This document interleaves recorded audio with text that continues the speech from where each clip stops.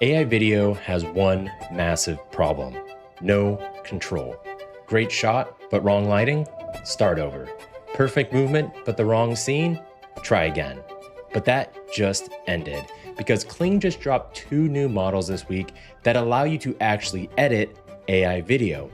And when we stack that together with Nano Banana Pro, we are one step closer to actually having a Hollywood studio in our own pocket. And in today's video, I'm gonna teach you the exact techniques to get the most out of these brand new tools so you can start making cinematic AI videos on your own. So we are gonna dive into the brand new Kling 2.6, the brand new Kling O1, but this video is not going to be a simple product review. This is gonna be about how you can create cinematic AI videos using these brand new tools and the capabilities they provide us, namely the ability to actually edit AI video with AI. And if you stick around till the end, I will also give you access to my free and upgraded prompt library so you can start using these tools the way they are meant to be. So here's how this lesson is gonna go. I'm gonna start off by talking about Kling 2.6 and Kling O1 very briefly. They're the stars of the show, they're the new model, they're the models I use to actually create the video you saw in the intro. From there, we're gonna dive into the meat and potatoes of the lesson where I show you the creative process for creating cinematic AI video. We're gonna talk about storyboarding. We're gonna talk about foundation images. We're gonna talk about first frames, last frames, how to create images like this where you can actually put yourself into the video. And then that's when we bring Kling 2.6 and O1 into the fold because they are gonna be generating our videos and they're gonna be the tool through which we edit the videos as well, which is really cool and something we haven't been able to do before. I think this is a really cool lesson. It is exciting times in the AI content creation space. It feels like there's a new model every 30 seconds. So let's get started and talk about Kling. So right now I'm inside of Higgsfield, which is a web app that has access to all these AI content creation tools, right? Think Nano Banana Pro, Kling VO3, all that good stuff. They're actually running a promo this week where if you sign up, you get a few days of unlimited Kling generation. So definitely check them out. But inside of Higgsfield, I am on the Kling 2.6 model, right? You see that over here on the left. Now, I'm not going to dive into super technical details. Like I said, what is the big picture here? The big picture is this is now a Chinese model that is a VO3 competitor. Why? Because the quality is roughly as good and it also has built-in audio, right? This is something it did not have before, but now you can actually create scenes where like people talk and there's sound effects. You have that ability now. We have the option to do 5 seconds, 10 seconds. You can control the aspect ratio. And overall, it is cheaper on a credit basis than VO3 as well. Then we have Kling O1, which is what you see over here on the left. Now, what's the big thing here? This is the ability to edit AI video. So I can upload a video here. I can upload images and elements in a prompt, and it will actually edit it. Remember this scene from the intro? This is the outcome of O1. I gave it an original scene, the one you see here, and then had it change the background while maintaining the actual character. So as you watch, right, we switch from background to background, but the main character is the same. And we see that process repeated here. Pretty cool. Now, again, we'll go into much greater detail on both of these tools when we get deeper into the creative process at the end of this video. I just kind of wanted to give you a sneak peek of what we're actually working with. So now let's dive into the creative process. Step 1 is storyboarding. Now, what is storyboarding? It's not complicated. That's just you figuring out what it is you even want to create. And more specifically, what are the scenes going to be that you create? Like I said, I had a general idea of this like space warrior, space knight in a spaceship, goes to some world and walks around, right? That's a great starting place, but I needed to break that up into discrete individual scenes. That's what you need to do. And that's what AI is going to help you with. AI is really good at this. There's no special prompt for this. In fact, if you want to see exactly what I did, you know what I did? I went to Claude. You can go to ChatGPT, you can go to Gemini. I turned on my microphone and I gave it a giant stream of consciousness of the types of things I wanted to go for. And you know what it did? It architected my idea, my, just like verbal slop into 3 different acts and 10 specific scenes. Now, did I end up using these exact scenes? No, but this is the sort of mental process you need to go to because you have to get the individual scenes ready. Why? Because the individual scenes will correspond to individual videos. Individual videos correspond to individual starting images, all which work back to a foundation image. So this is vital. All you have to do, like I said, go to AI, just talk to it, try to figure out what you actually want to create, and then break it down into individual scenes. Do not overcomplicate this. Now, after you complete step 1, which is storyboarding, we move on to step 2, which is creating our foundation image, which is what you see right here. Now, the foundation image is so important because everything evolves from this. This is what sets your visual aesthetic for your entire AI video. What you see here is what I use as a reference image for all follow-on images. So all of these images, even though now there's more of a red aesthetic, a desert aesthetic, all of these, right, all spawned from this. Now, how did I create this? How did I go from, just talking with AI and having like the space warrior theme to this image? And the answer is I just found inspiration out in the world. There's tons of places you can find visual inspiration for the type of images you want to create. A great place I suggest is Midjourney, right? I'm in Midjourney right now. You can explore it for free. You don't even have to pay. You go over here to the Explore tab, go to images, go to video, search the top week, the hot, right? There's tons of really interesting visual things people have come up with. And if you like one of these things, you know what you can do? You can go to the image, you could click on it, you can copy the image, and then you can bring it to AI and say, hey, here's my idea for my space night. I kind of want something done in this style, right? So find inspiration. For me personally, for this exact video, my inspiration was from some cover art. I just finished the last and 7th book of the series, Sun Eater. Awesome series, highly recommend it if you're into sci-fi and fantasy, but I've always loved the cover art. And I was like, hey, cool, what if I did something similar to that, right? You see this image, right? You see that knight, and then you take a look at this guy, right? Looks pretty similar. So find inspiration. That's what you need to do. And then you go to AI and you simply iterate through the prompt over and over till you get a visual style you like. Now, as for how I literally did that, well, what I did is, again, I was in Higgsfield. I used Nano Banana Pro and I gave it this prompt you see over here on the right, and I'll put it up on the screen. What I also did was I gave it a reference image of my inspiration. So I gave it a screenshot of the cover art I just showed you. And by doing that, I was able to iterate it a handful of times till I found something I want, right? You can see the first few of these that's like, okay, wasn't exactly what I was going for. As a tip, you can ask it to do like collages like this, right? See how it gave me 4 different options in one screen. You could put this into 8, so you can really rack up, kind of like different variations of what you're going for till you find it. But that's how you do it. Go to Nano Banana Pro, have AI help you craft the prompt, give it a reference image from some inspiration you found, and keep generating till you get something you want. And I can't emphasize this enough. It must be what you want, it must be perfect, and it must match your vision, because for every follow-on image, we're going to be referencing this aesthetic. So if you screw this up, you're dead in the water. So we've completed storyboarding, we have our foundation image. Now we can move on to step 3, which is where we create the starting images for each individual scene. Now, this is important because it gives us control. If I can control what the start of the scene looks like, then I know how it's going to play out more often than not. And most importantly, it allows me to have character and scene consistency. We aren't just at the whim of the prompt itself. So, first scene was what? Well, the first scene was actually our starting image, right? If you remember, the first scene was just a zoom in of this. So very easy. The foundation image was the first scene. Now the flow for creating the starting images for each of these scenes is this. First, what is the scene? In this case, the scene is we have our space knight and he wants to walk out of the spaceship onto the new planet. Okay, so I need to figure out a prompt for that. Secondly, I need to provide a reference image. Now the reference image is easy. You can see it over here on the right. It's very small, but again, the reference image that we actually attach into the prompt itself is the foundation image, right?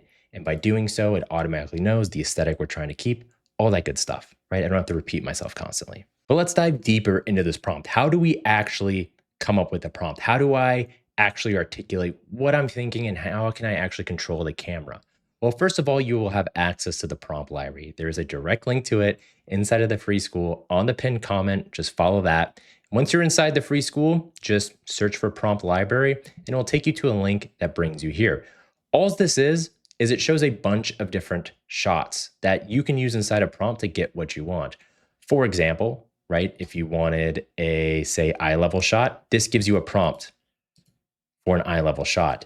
If you wanted something that was an overhead bird's eye view, this gives you a prompt example for overhead bird's eye view. I also included images of what these things look like, right, to sort of help you out. So this is one place to start, because one issue people have is they just don't know how to articulate the kind of shot they have in their brain, right, into the actual image generator, right? If you don't have a creative background, you know nothing about cinematography, you're kind of just like, I want a shot where he's like in the middle, right? There's specific terms for these things, and using the specific terms helps you get the shot you actually want. Secondly, along with the prompt library, you need to be working with AI for all these things. So first of all, look how much I'm scrolling. Look how much I've done. You know what this is? This is someone who actually knows what they're doing, going back and forth with AI to help them with their prompts, right? I think I have a pretty good handle of this thing, and you can see how much I go back and forth where I'm showing it an image, asking it for help with the prompt, asking it to help me like fix it if I don't know what I like, right? This isn't all on you. AI knows what it's doing. It's gotten really, really good at this stuff. So iterate, iterate, iterate with AI. And lastly, when looking at these prompts some more, just make sure to have one sentence in there that references the reference image, right? In this case, we see armored, weathered, and battle worn per image one. Have something that says, hey, the armor should be the same as reference image one, whatever. Just mention the fact that you included a reference image and you want it to match that aesthetic. And after you do that, you're going to repeat this process over and over. You will notice I have a lot of images for the same scene because when I create these images, I will often create them in batches of 4 and pick out the ones I like. Again, Higgsfield's nice about this. They give you free Nano Banana Pro, so I can just knock out as many images as I want, right? But this is constantly an iteration game. You're very rarely going to one-shot this. Now, before we move on to step 4, which is where we generate videos, let's talk very quickly because it's actually very simple, how you can insert yourself into these images and videos. Now, like I said, very easy. You should already know what I'm going to say, and that is just provide a reference image. You just need to provide a reference image of yourself. This is what I did. Nothing fancy. You don't need a green screen, just a clear image of yourself. That's all you need to do. Preferably, well lit, all that. And then you just reference it in the prompt, like you see in this prompt, using the face of the man from image 2, because this was the second reference image, and armor style from image 1. That's all I said. Use the face of the man from image 2. I didn't say it's a man from image 2. He's a white, 34-year-old male. His hair is like, no, like these models have gotten smart. Just tell it, use the image. That's it. And you'll be in the picture. Now we can finally move on to step 4, which is the video creation process. Now this process is actually pretty easy. We did all the hard stuff, which was creating the foundation image and then creating the starting image for each scene. Because now all you have to do is go to your video generator, in this case, Kling 2.6. We just drop the starting frame over here, right? In this case, we have our spaceship, and then you just give it the prompt. That's pretty much it. Kling 2.6 is even simpler than VO3 because we don't have the ending frame. So all we have to manipulate is the starting frame and then the prompt. Again, is there anything fancy about how we create this prompt? Not necessarily. This is where you again need to lean into AI. The only place where the prompt can become more complicated is if you're using the audio feature to have people talk, in which case you need to be very specific about who talks and when. But speaking of audio, yes, it does audio. It does an okay job in terms of people talking, but understand it's not amazing. And if you kind of leave it to its own devices, you'll get audio that sounds like this. Initiating landing sequence. Landing sequence complete. Like, sure. I guess that's okay. I mean, Kling 2.6, it's solid. Again, you saw these videos in the intro. It does a pretty good job when it comes to all these things. There's not a ton of artifacts in warping. So to be honest, when it came to prompt adherence versus VO3, I would say it's a little bit better, although I do think the audio lags slightly behind. And of note, you'll see this a lot of times, this enhance on. Should you enhance your prompt? Should you not enhance your prompts? Overall, I would suggest you do not enhance your prompts. The biggest thing with AI video is you want to maintain control. Once you turn enhance on, you're giving up control, right? You can create better prompts than it can, in part because you're going to use AI already to improve your prompt, so you might as well stay in control of the entire process. And again, you also have access to the prompt library I've given you that also shows you different cinematic shots. So the question you should be asking yourself right now is, well, 2.6 sounds great, but if it doesn't have an end frame capability, that kind of limits me, right? What am I supposed to do if I want to do some sort of scene like this one where he lifts the helmet off and it's the character I want? If I don't have an end frame, it's never going to be able to accurately recreate that. Well, that is where O1 comes in, and we're inside of O1 right now.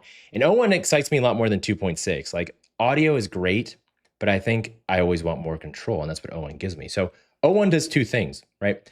First of all, O1 does what you saw right here, right? I can put a start frame and I can also drop an end frame. You see that over here on the left. So first frame, last frame capabilities, more control.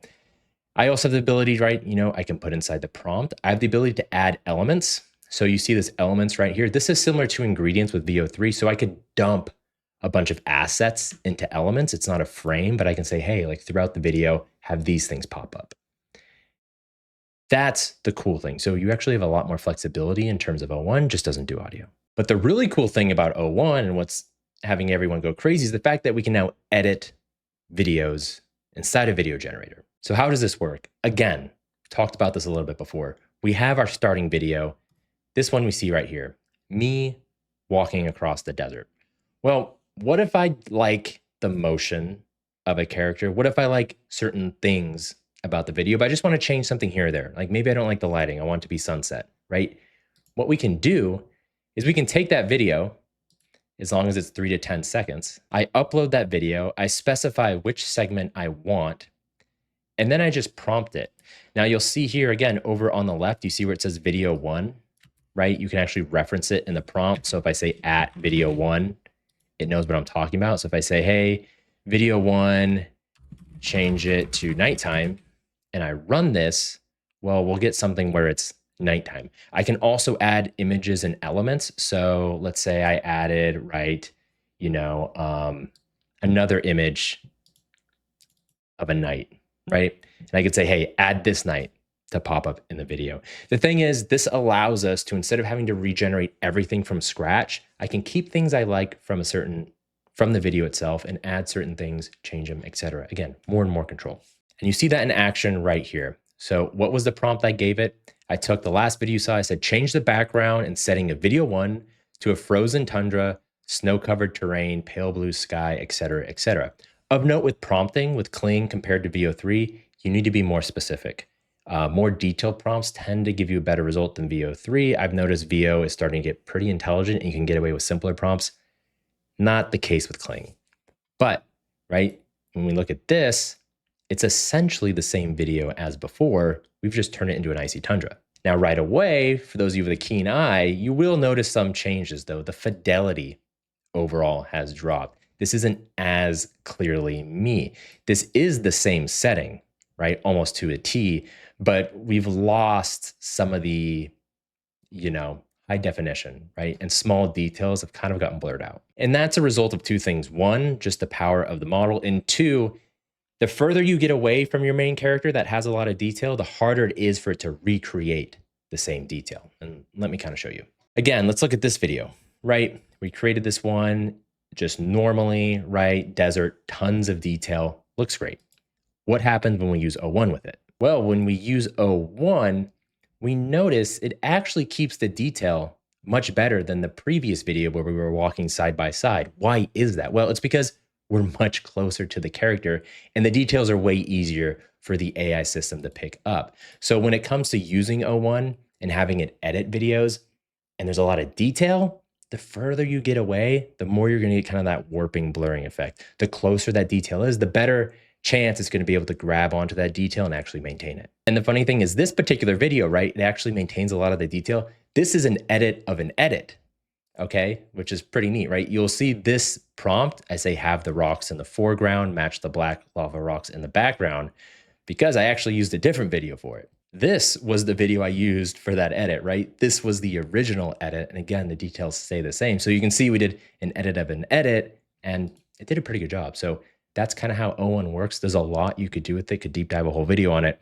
but those are the big things you have to look out for: detail and how close it is to the camera. And overall for this step, right, this video generation, we're just gonna do this for every single scene. We're continuing to tweak the prompt with the help of AI till we get what we want. And we're just gonna iterate. And like I've talked about in previous videos, you don't need the full video to be good. Like the spaceship video, for example, I only used a few seconds of it. There's 10 seconds of it because frankly, when you watch it, the dust just disappears way too fast, right? That's not realistic. The dust would be there forever. But am I gonna sit here and regenerate this 10 million times till I get it right? No, because in any AI video, like most films in general, we're only gonna use a few seconds. So always remember when you're generating these videos and you're looking for ones you wanna keep, You only need a few seconds. And once you've created videos for all your scenes, you're finally at the final step, which is the production, right? This is where you're going to download all the videos, chop them up as appropriate, and turn them into a video. Now, let me just dive real quickly into one cool thing you can do with editing using O1. So like you saw earlier, we had these different scenes, right? But how do you get it so they're all sort of like in lockstep, right? And it has that really cool transition effect, yet it still looks like he's walking at the same pace. Well, you just need to create multiple scenes, multiple variations of one scene. You saw how we did that, dumped the original video in O1, prompted to go from, hey, desert background to ice background. And then since they're all the exact same length, what you're gonna do, just stack them all on top of one another, like so, right? These 4 variations. And then you just change when they show up. But because O1 does such a good job of editing that base video, it's going to look like the character never changes, right? As we go from here, right? That step is like exactly the same, right? Imagine how difficult this would be to recreate otherwise. It does a really, really good job of this. And you can see that repeated over here. Same idea. I put them all one on top of each other and then just change when they showed up. So boom, boom, right? Like, look at that. That's really good. So that's one cool little editing technique using O1. So that is my workflow for creating cinematic AI videos with Kling 2.6 and Kling O1. Again, these are really cool new tools, especially O1, but more so than the tools, I hope you were able to take on the workflow, the template, the steps you need to really make these things your own. And lastly, I know I talked about it before, but if you head to the link in the pinned comments to get the free prompt library, it'll take you to this site, totally free. You just sign up and then you can go to classroom prompts and you'll find it in the AI video camera angle library along with some other stuff, including a Higgsfield discount. So definitely check it out. Let me know what you thought about it in the comments and I'll see you guys around.